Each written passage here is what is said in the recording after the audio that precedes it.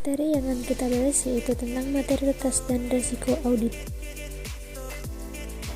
Oke, kita sekarang masuk pada materi pembahasan. Yang pertama, saya akan membahas tentang materialitas. Materialitas yaitu suatu nilai informasi akuntansi yang dihilangkan atau salah saji dalam lingkungan yang berlaku. Mungkin akan mengubah suatu pertimbangan seseorang yang bersandar pada informasi tersebut karena hilangnya atau salah saji informasi tersebut. FASB atau Financial Accounting Standard Board mengidentifikasikan bahwa materialitas yaitu besarnya kealpaan dan salah saji informasi akuntansi yang dalam lingkungan tersebut membuat kepercayaan seseorang berubah atau terpengaruh oleh adanya kealpaan dan salah saji tersebut. Selanjutnya, langkah-langkah dalam menerapkan materialitas. Yang pertama, menetapkan pertimbangan awal materialitas. Yang kedua, mengalokasikan pertimbangan awal materialitas kepada segmen audit. Kemudian yang ketiga, mengestimasi keluhan dalam segmen. Yang keempat, mengestimasi keseluruhan kesalahan. Dan yang terakhir, membandingkan keseluruhan estimasi dengan pertimbangan awal materialitas yang telah direvisi. Pertimbangan pendahuluan tentang materialitas. Karena sifatnya yang relatif, maka tingkat materialitas dapat berubah. Selama pelaksanaan audit, tingkat materialitas bisa berubah-ubah karena 1. Kondisi sekeliling yang mempengaruhi perusahaan berubah. Kedua, tambahan informasi tentang klien mungkin diperboleh selama pelaksanaan audit. Dan yang ketiga, tingkat materialitas awal yang direncanakan atau planning materiality suatu perusahaan dapat berubah karena kedua hal tersebut. Sebagai contoh, tingkat materialitas yang direncanakan bagi perusahaan yang terancam bangkrut adalah 0,5% dari modal sendiri. Apabila perusahaan itu dapat melepaskan diri dari masalah kebangkrutan tersebut, maka tingkat materialitas akan dinaikkan misalnya menjadi 1% dari modal sendiri. Selanjutnya, pertimbangan materialitas. Pertimbangan materialitas juga melibatkan pertimbangan-pertimbangan kualitatif dan kuantitatif. 1. Pertimbangan kuantitatif. Hubungan salah saji dengan jumlah kunci dalam laporan berikut ini. A. Laba bersih sebelum pajak dalam laporan keuangan. B. Total aktiva dalam neraca. C. Total ekuitas pemegang saham dalam neraca. 2. Pertimbangan kualitatif. Berkaitan dengan penyebab salah saji. Suatu salah saji yang secara kuantitatif tidak material dapat secara kualitatif material karena penyebab yang menimbulkan salah saji tersebut. 1. Kemungkinan terjadinya pembayaran yang melanggar hukum. 2. Kemungkinan terjadinya kecurangan. 3.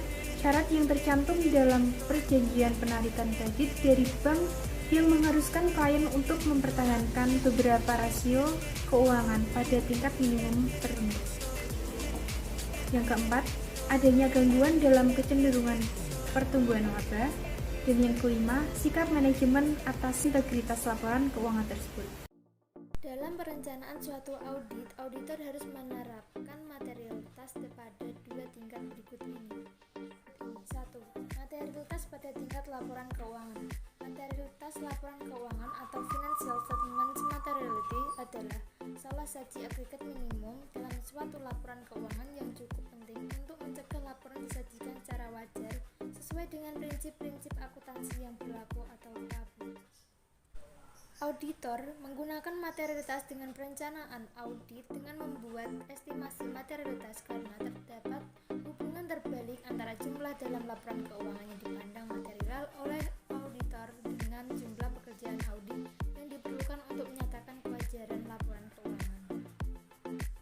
Jika auditor menentukan jumlah rupiah materialitas terlalu tinggi, auditor akan mengkonsumsi waktu dan usaha yang sebenarnya tidak diperlukan. Sebaliknya, jika auditor menentukan jumlah rupiah materialitas terlalu tinggi, auditor akan mengabaikan salah saji yang signifikan sehingga ia memberikan pendapat wajar tanpa pengecualian untuk laporan keuangan yang sebenarnya berisi salah saji material. Contoh panduan kuantitatif yang digunakan dalam praktik. 1. Laporan keuangan dipandang menggunakan salah salah saji material jika terdapat salah saji 5% sampai 10% dari laba sebelum pajak. 2. Laporan keuangan dipandang mengandung salah saji material jika terdapat salah saji 0,5% sampai 1% dari total aktiva. 3. Laporan keuangan dipandang mengandung salah saji material jika terdapat salah saji 1% dari total pasiva. 4. Laporan keuangan dipandang mengandung salah saji material jika terdapat salah saji 0,5% sampai 1% dari pendapatan bruto. 2. Materialitas pada tingkat saldo akun. Materialitas saldo akun atau akun balance materiality adalah salah saji minimum yang dapat muncul dalam suatu saldo akun hingga dianggap salah saji material.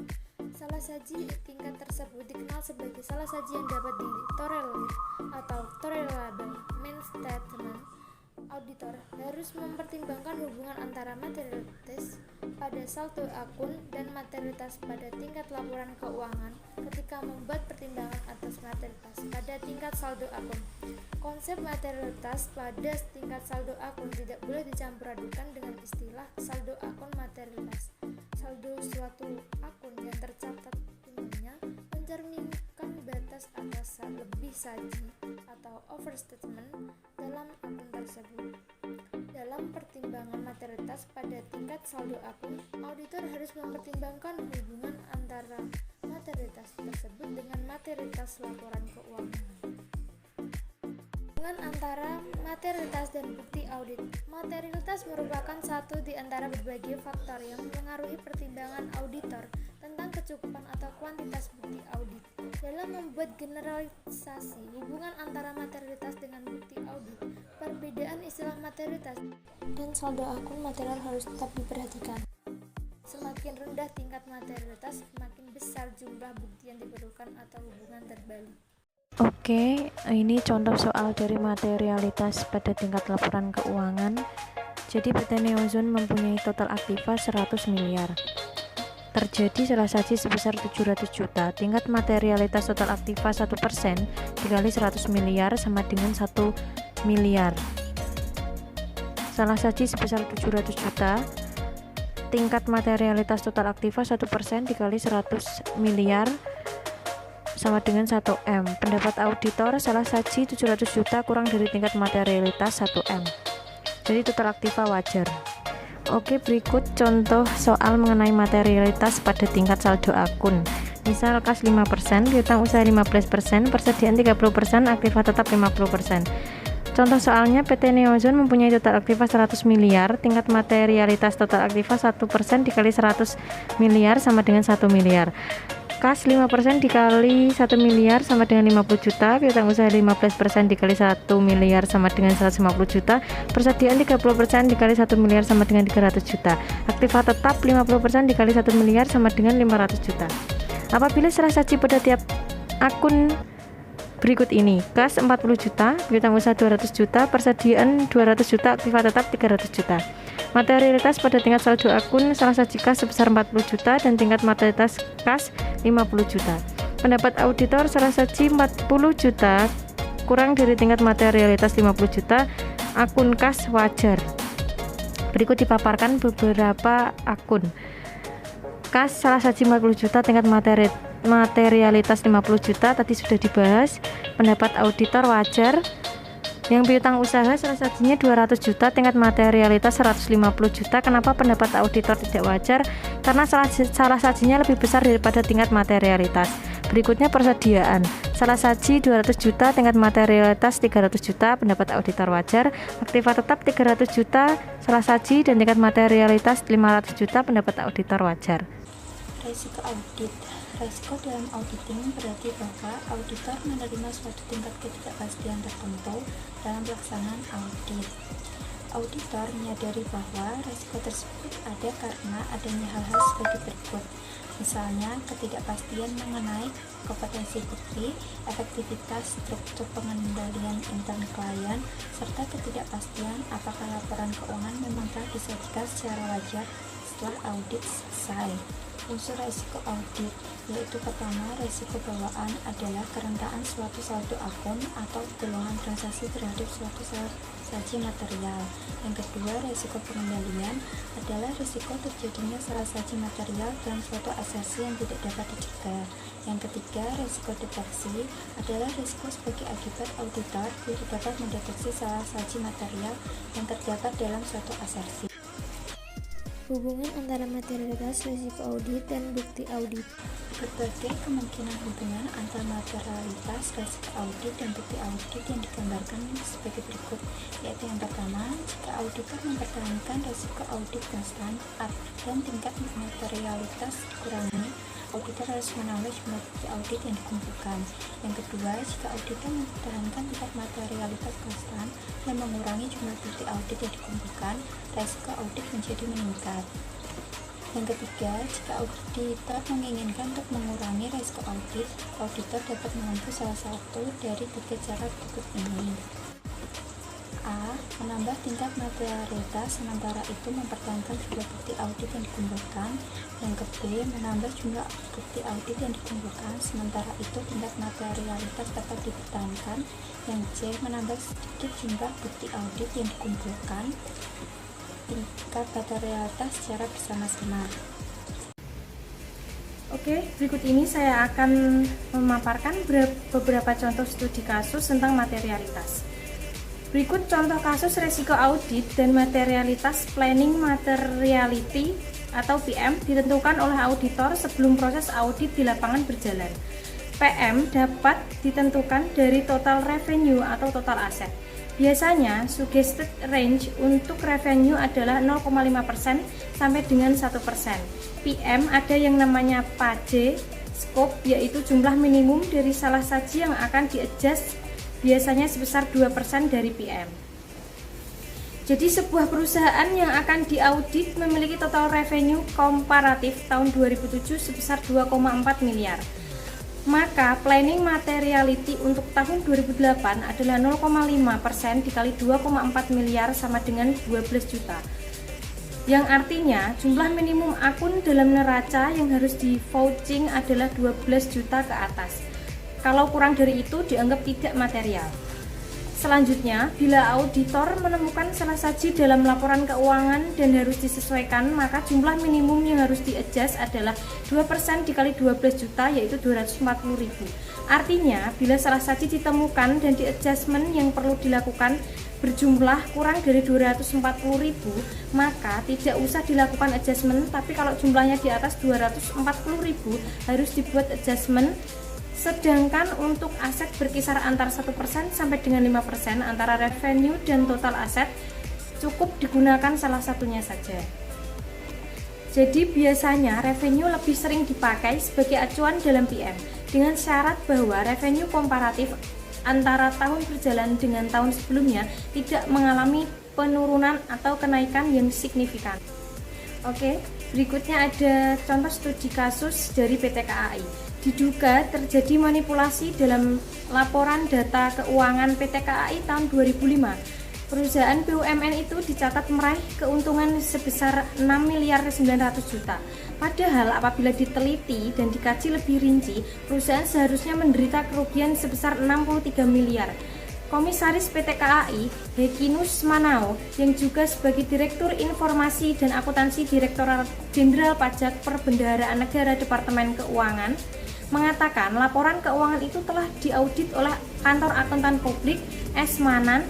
Audit terhadap laporan keuangan PT KAI untuk tahun 2003 dan tahun-tahun sebelumnya dilakukan oleh Badan Pemeriksaan Keuangan atau BPK.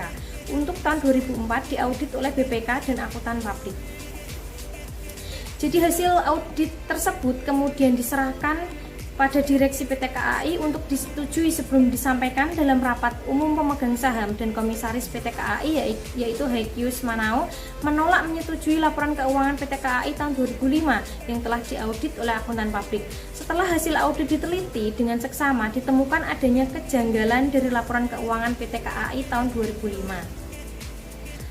Pajak pihak ketiga sudah 3 tahun tidak pernah ditagih, tetapi dalam laporan keuangan itu dimasukkan sebagai pendapatan PT KAI selama tahun 2005.